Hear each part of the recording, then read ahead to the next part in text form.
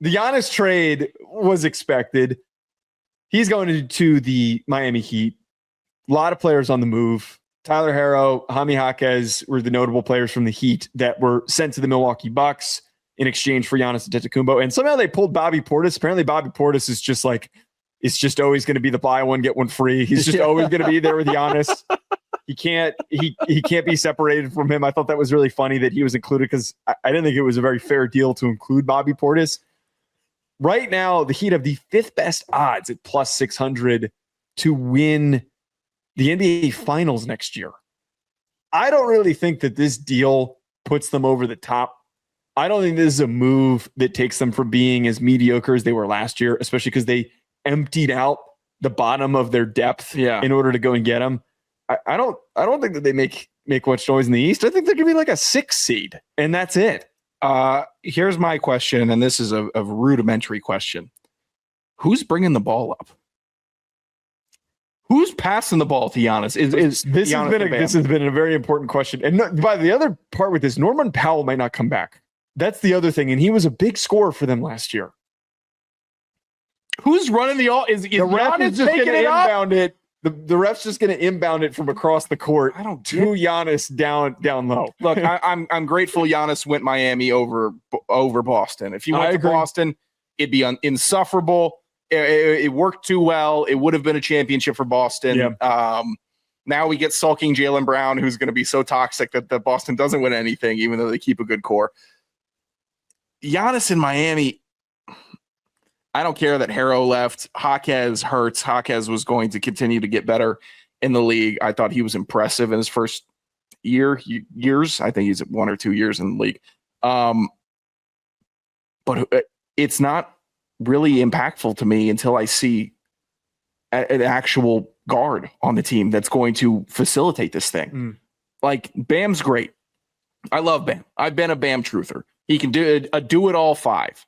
Giannis is a do-it-all 3 to 5. He could, all those positions, he could work it. They're tall, they're long, athletic, great. You have a great 4-5. But 1 through 3 matters.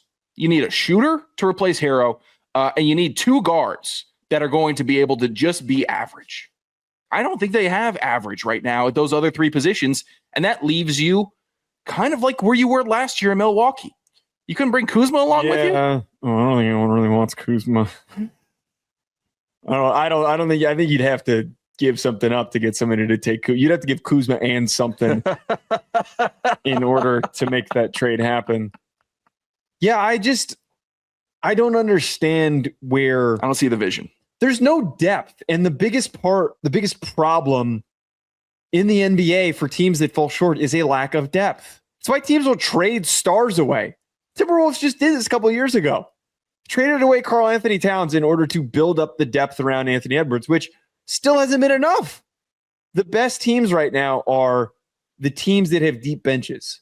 The Knicks won the finals because they had a deep bench. Yeah. The Spurs got there way sooner than everybody because they have been accumulating talent over multiple years, and they have a deep bench. The Thunder have been the perfect example of this, of having depth.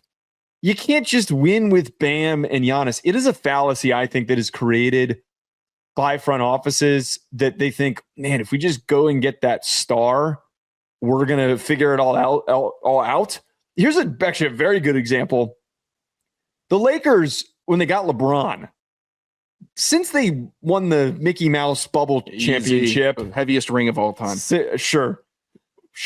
Since they won that championship, they have been maintaining competitiveness. And every year, every offseason, the commentary is, where are they going to get a supporting cast and bench players to help LeBron? They haven't been able to do that since 2020. Yeah. It's been impossible. They've been incapable of accomplishing that.